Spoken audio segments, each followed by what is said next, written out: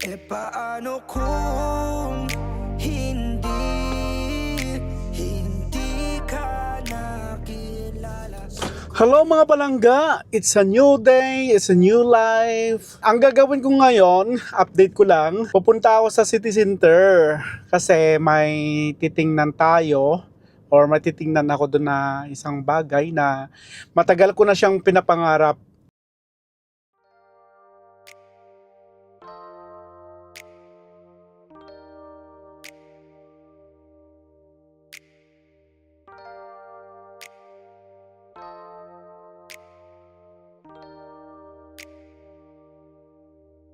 Paano kung hindi ka nakilala? Siguro nakakulong pa din sa nakaraan, di makalaya ang sarili, dinadaya, naglalasing-lasing, hindi pala kaya, ayokong magising nang di ka kasama. Kung nandito ka sa tabi, mas masaya sana. Ngayon hinahanap ka, nasasaktan, buti na lang may alak pa na nasasandalan. So ayun mga palangga, galing ako doon sa pumunta ako sa basically sa may sa John Lewis. Sabi ko titingnan ko muna kung meron sila doon. Ang sister wala silang mga drones.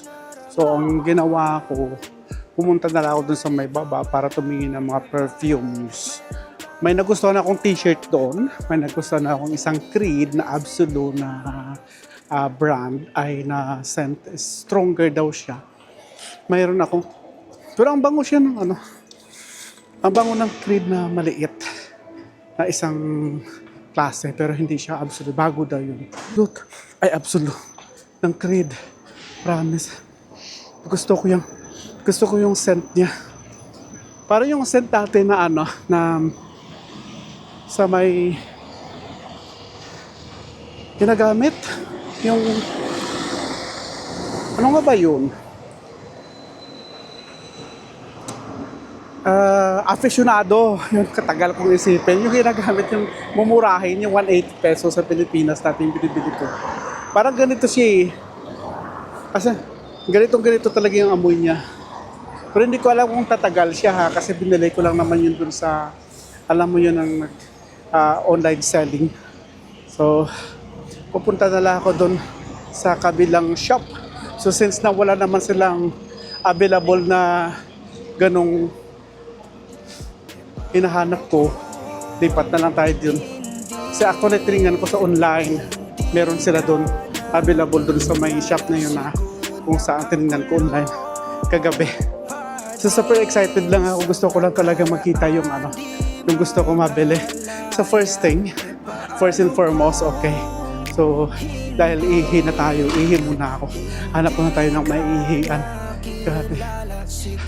Yan mga laga, kita-kita na lang tayo muna. Ayan mga balangga, dahil sa ang haba ng ating nilakad, hindi ko alam kung saan ako pupunta. So dito muna tayo. So since nakarating naman tayo dito sa ating pupuntahan, tingnan muna natin yung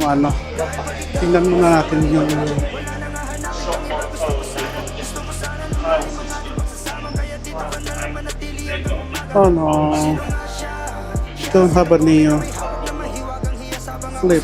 I don't want this. Oh.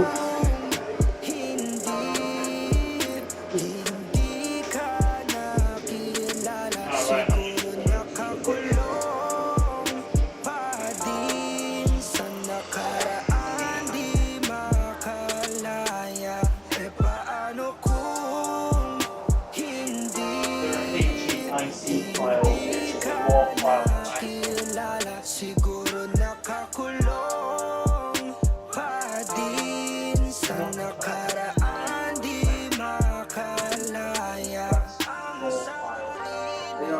Yeah, I've checked online last night. DJI Neo. Do you have? Yeah.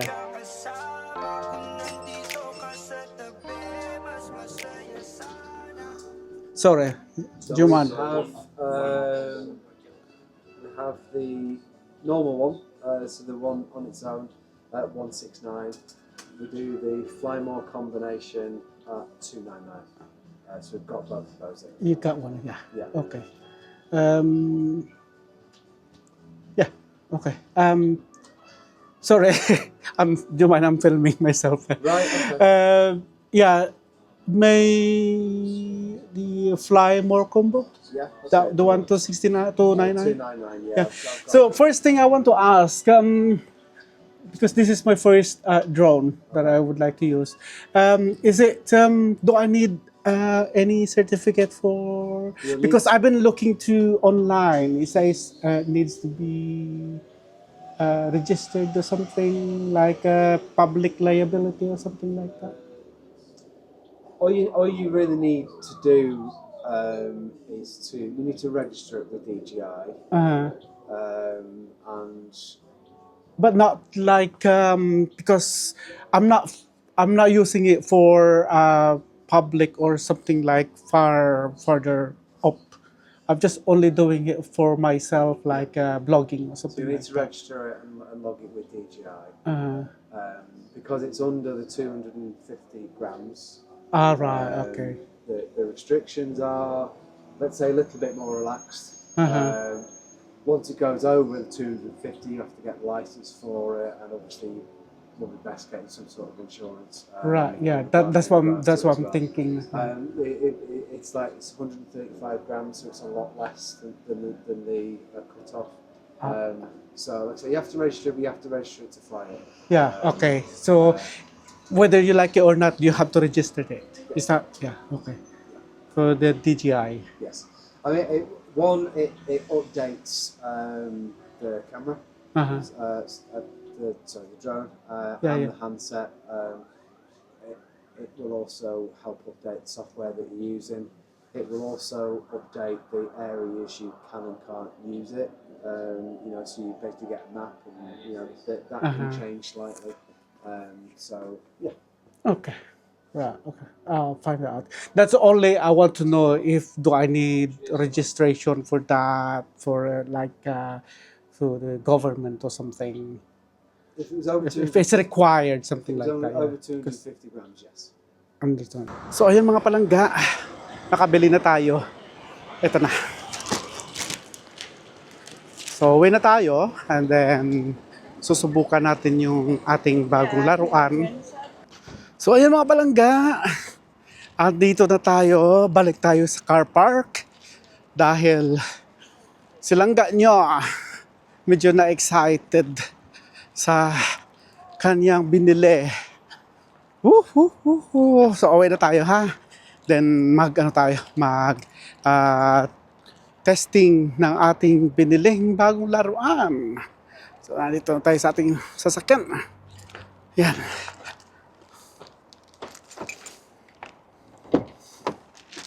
Right. So yun lang naman ang gusto kong bilhin dito sa city center. Hindi naman ganong kalaki. Maliit lang siya. Akala ko malaki. Maliit ka na talaga kasi pam lang talaga eh. Hello mga palangga. Sana okay lang kayo Dito na tayo sa bahay obviously. Kita nyo naman yung surrounding ko. Day off na ilangga nyo. Okay? So, kuha lang tayo ng kutsilyo dahil i-unbox na natin yung ating binili. Kuha lang tayo ng pambukas pala. Hindi kutsilyo talaga. Sasaksakin mo talaga. Tingnan natin kung maganda ba yung ating binili. Pinakita lang niya yung yung laman. Hindi niya binuksan lahat. So, i-unbox natin to. Ito na ang ating binili. Ito mga palangga. Yung ating bagong laruan. DJI Neo. So, bago ko binili to, pinag-isipan ko muna. Siyempre, never pa ako nakahawak ng drone ever since. Beginner ka man o hindi, according to review, the best itong maganda daw talaga itong Neo. Marami siyang features, marami siyang basta marami siyang pwedeng magawa.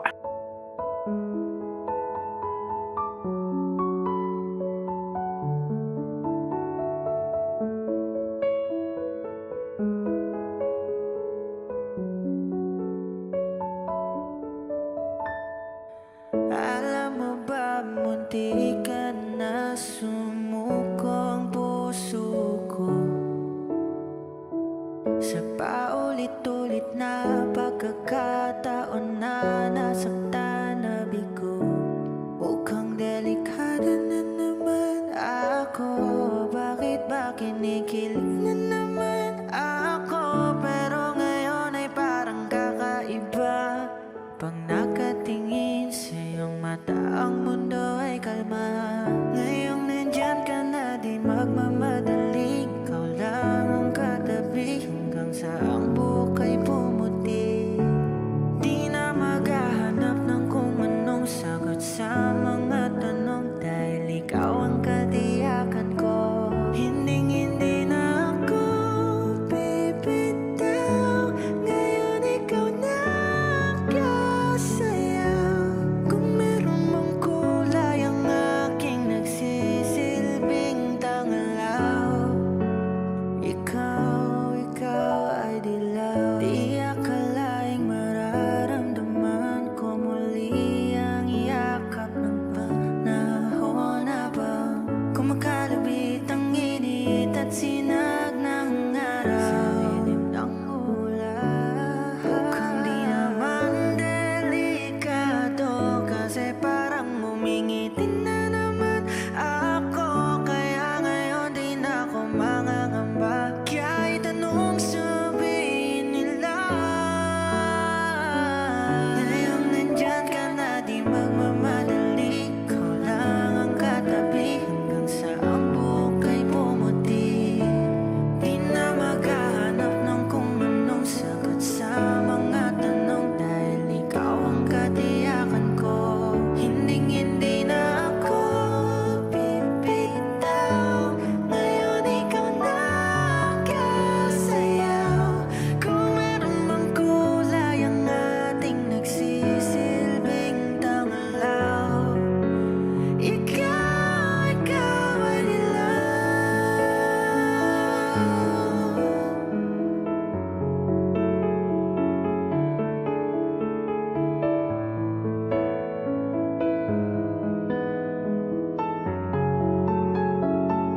Ngayong nandyan ka na, di magmamadali. Ikaw lang ang katabi hanggang sa ang buhok ay pumuti.